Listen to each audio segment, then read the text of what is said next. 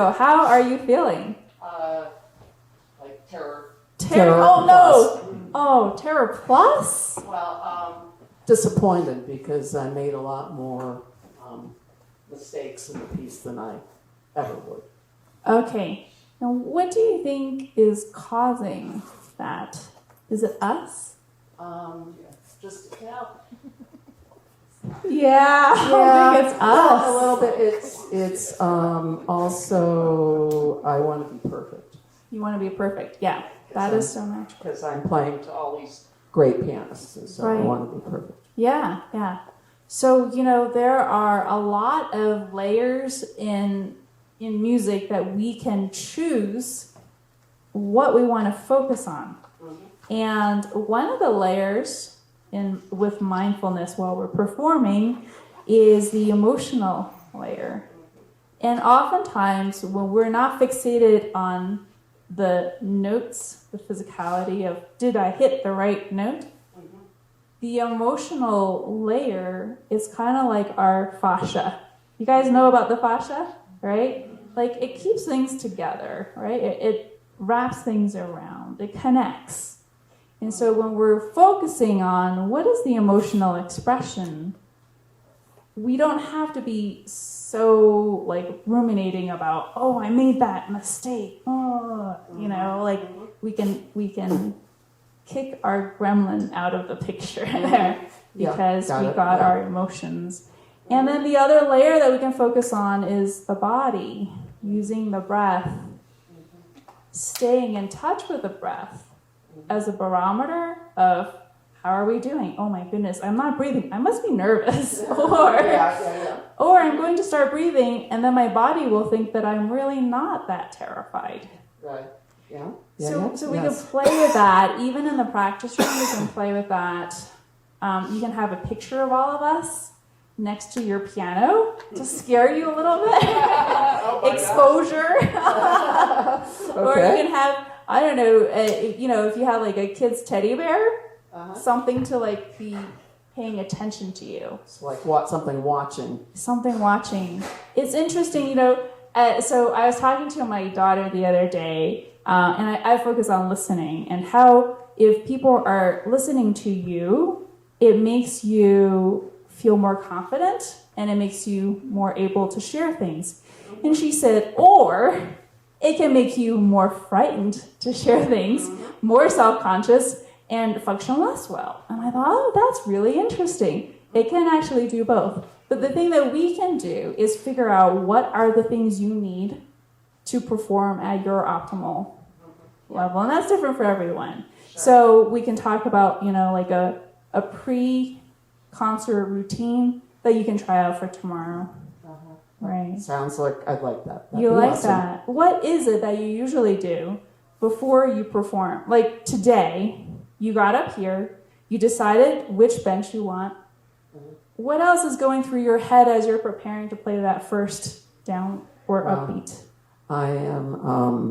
I'm getting myself all situated on the piano, and then I'm just it's kind of hard to sitting and just paying attention to the keys, and then placing my hands, and then taking the breath and playing. Do you have the pulse in your head? No. Okay. Do you have the character that you want in your head? I kind of do. I visualize myself. My teachers worked with me as a Viennese waltz, and so I'm a woman perhaps performing music for a group of people that are waltzing, and I'm wearing all my Baroque gowns, and I don't always do that, but occasionally I remember to. Okay, so you're going to bring a ball gown for tomorrow's recital, and then we are going to waltz around in the audience. Well, the piece I'm playing tomorrow isn't going to do. It might be gypsies. It might be gypsies kicking up their heels. All right, very cool. So we can use that as your entry point. When you are here and you're really focusing on the characterization of your music, see if you can let go of the fact that we're around. See if you can think of us as part of the scenery of your story. Okay, and let's add the pulse before you start. Okay. All right. Think about the pulse of the first line, right? Okay, so In your head mentally. when you say pulse, what do you mean? 1, 2. Oh. 1, 2. Or are you thinking 1, 2, 3? 1, 2, 3. A little bit different more feeling. Of that. Yeah, it does. Right? And maybe But if you're it should be a little dancing, bit, yeah. it's 1, 2, 3. Yeah? So like if you are going to do 1, 2, 3, it's a little harder to get a dance going. Okay. Yeah. Okay. So let's think about the pulse together. Okay. So 1, 2, 3. 1, 2, 3.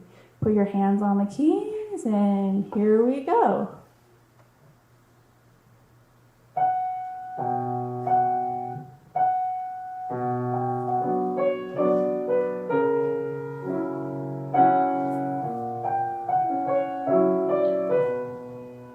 Good. Okay. Did you feel the pulse? Yeah, I did. Okay. I feel Okay. dance. Yeah.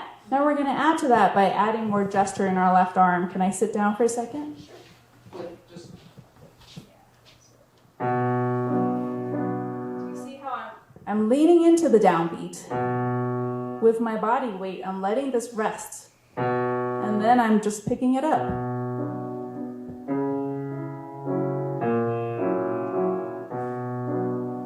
Okay? So now I'm in a big pulse instead of trying to play every single beat. Heavy light. Yes. Heavy light. Yes. Okay. Wonderful. Yeah. Does that feel different? It does, yeah. So when you have things more organized in units, and then you can add bigger units with this, and then you can go to bigger units, and then you have an umbrella unit, right? And it just keeps getting keeps getting more and more organized. Okay. Right. Yeah. Okay, so now let me ask you about the pedal because it seems a little random when your foot wants to move, your right foot. I'm not even paying attention. Yeah, because your right foot is like, hey, I want to get in on the action.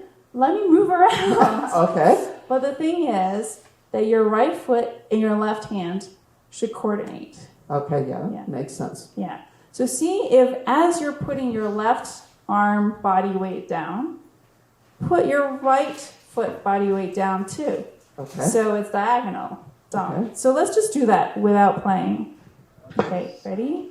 So down with your right foot. Down with your right foot. Down with your... Do you feel that connection? Yeah. Sideways. Right? Okay. Yeah. Okay. So now let's try that. Okay, Yeah. but always kind of focusing on, at least in this piece, the downbeat. The downbeat. I mean, this is a waltz. That's the waltz. Yeah. Okay. Okay. Now. All right. So Now. and now, for the next act, we're going to talk about the voicing. Okay. We have made your left hand much more of an accompaniment. Okay. By not doing 1, 2, 3, now it's a little bit like more in the background so that your right hand has the room to be expressive as the melody. Sure. Okay, so let's put that together and see if your right hand can really sing out. The right hand is probably the girl in the big dress showing off her dress. And the left hand is a gentleman behind her. Oh, yeah. Behind her, yeah. So let's, Okay. yeah, and let's just do the right hand by itself.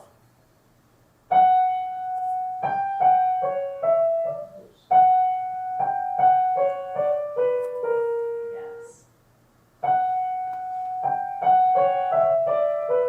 Yes, okay. Now, you're pedaling differently, and that's fine, but can you tell me what you did? I'm pedaling on the, and that's what I felt like I was doing. 1, 3, 1, 3. Yeah. Yeah, okay. So now let's just do your right foot in your right hand and see if you can consciously hear how it's happening. Okay.